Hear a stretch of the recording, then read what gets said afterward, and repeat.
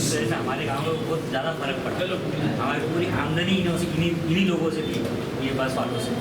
जो भी जनता आती थी, उठती थी, कुछ ना कुछ खरीदती थी, रुकती थी, बैठती थी, बस स्टैंड वहाँ कर दिया। अब हम लोगों को परेशानी यही थी, साथ ही साथ जो आम जनता है उनको भी बहुत परेशानी थी।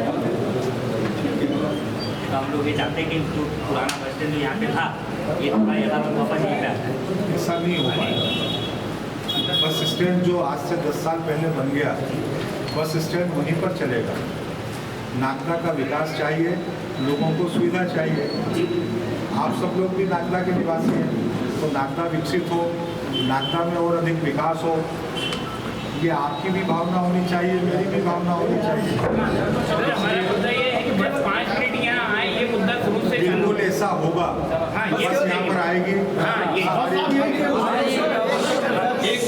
बस यहाँ पर आएगी, सवारी उतारेगी, सवारी बिठाएगी और जाएगी। बस वाले आते हैं और बस खड़ी करके चले जाते हैं, ऐसा नहीं चलेगा।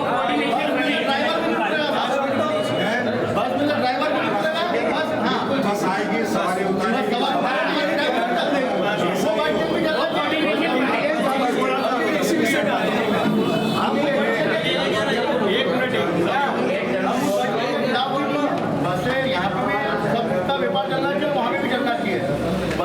विषय व्यापार का तो आप लोगों को धंधा मिलना ही चाहिए।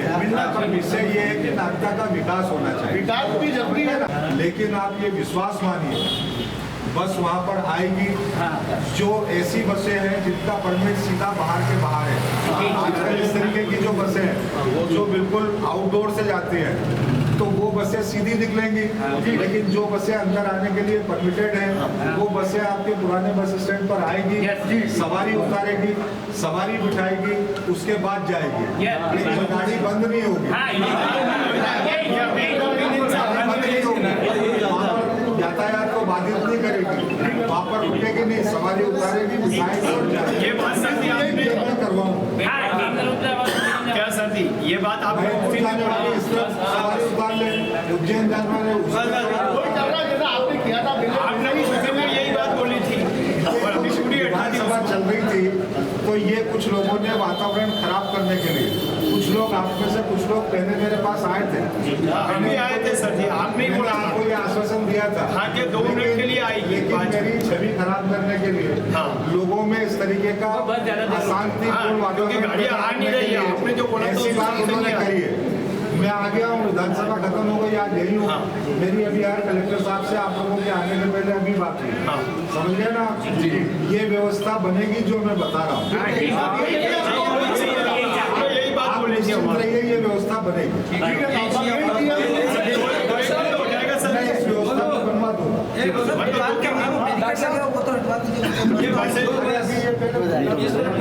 इसका समाधान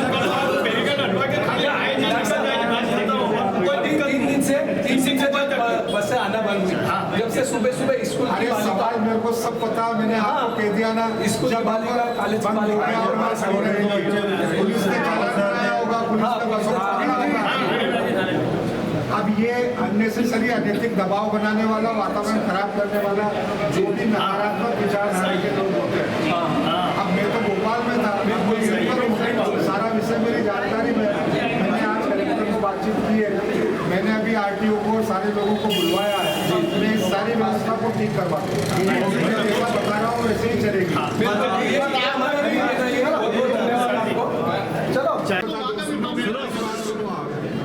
किसी भी अच्छे काम को करने के लिए तमाम व्यवधानों का सामना करना समय लगता है, तो आप 2 दिन 4 दिन 5 दिन 10 दिन समय दीजिए ना, सब व्यवस्थित करवा दूंगा। ये तो आज से ही करवाइए, अगर मैं करवा दूंगा सब व्यवस्थित करवा, बिल्कुल एकदम सुना हो गया। आज सुबह ये परेशानी जल्दी हो, जितना आप तो अभी बाद में आए हो, आपके सामने मैंने फोन को भी लगाया, इसी से मैंने आपसे मिलने के लिए आया था। बस स्टैंड की समस्या को क्या समाधान है? देखिए, समस्या ये है कि पिछले सिंहस्थ में नागदा में नया बस स्टैंड स्वीकृत हुआ था और वो बनकर कंप्लीट भी हो गया था। लेकिन अब फिर से सिंहस्थ आने की तैयारी हो गई, लेकिन उस बस स्टैंड पर, नए बस स्टैंड पर बस स्टैंड ट्रांसफ़र नहीं हो पाया।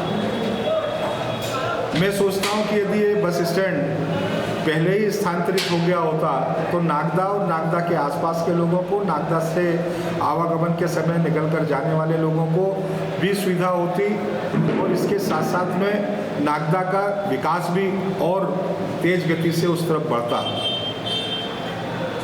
बस स्टैंड पर अत्यधिक भीड़ और इसके कारण भी जो व्यवधान और यातायात प्रभावित होता है, उससे भी लोगों को निजात मिलती।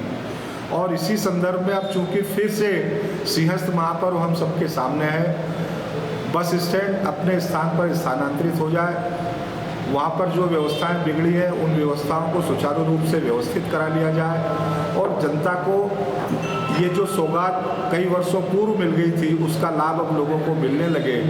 इस दृष्टि से, नागदा के विकास की दृष्टि से ये महत्वपूर्ण निर्णय लिया गया है और प्रशासन उसी को इम्प्लीमेंट करवाना चाहता है।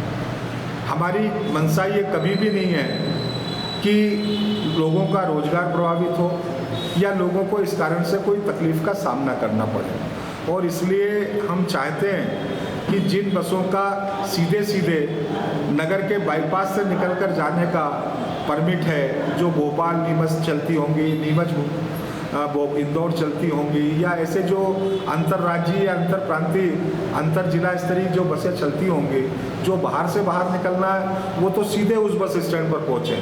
लेकिन जो हमारे यहाँ की जिला स्तरीय एक तहसील से दूसरे तहसील में और ग्रामीण क्षेत्र में जाने वाली बसें हैं, जिनके परमिट शहर के अंदर से रहते हैं, तो वो सारी बसें इस पुराने बस स्टैंड पर भी आएँ, लेकिन वो स्थायी रूप से यहाँ पर ना खड़ी हो, वो अपनी सवारी को उतार दें और वहाँ से जो बैठने वाली सवारी है उनको बिठा लें और उसके बाद फिर वो वापस जो नया बस स्टैंड है वहीं पर जाकर खड़ी हो।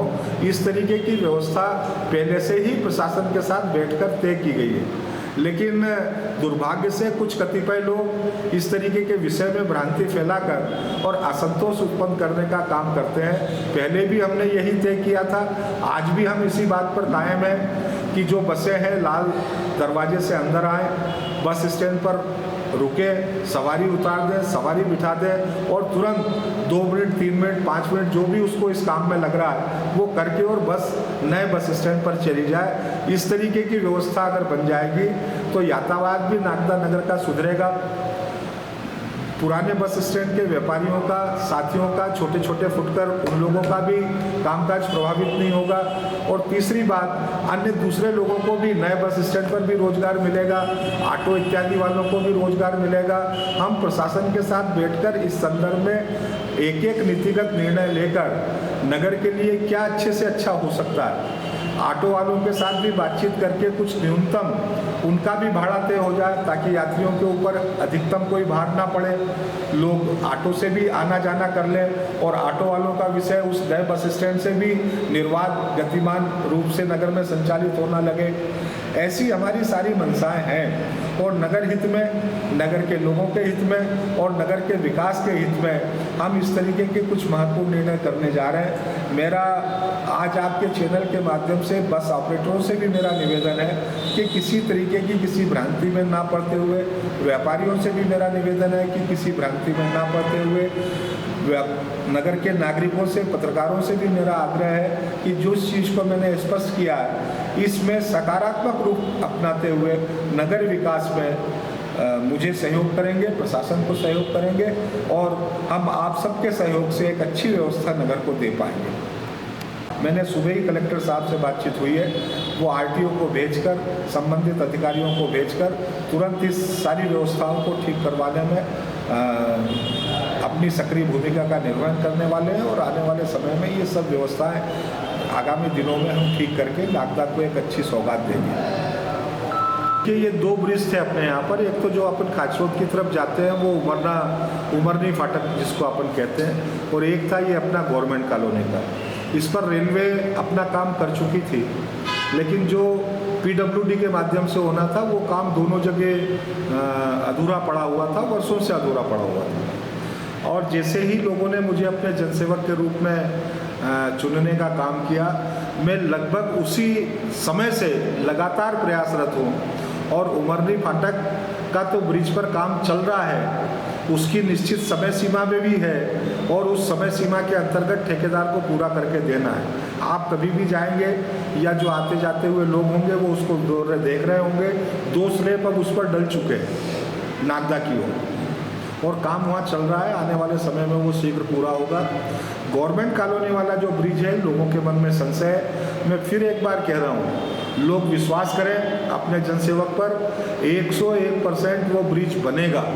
उसका भी अनुबंध मैंने पुराने ठेकेदार का कैंसिल करवा दिया है, उसको नोटिस भी हो गया है, उसके खिलाफ कार्रवाई भी हो रही है और उसके स्थान पर दूसरा अनुबंध भी सरकार लागू करना चाहती है, किया भी है, लेकिन वो भी फेल हुआ।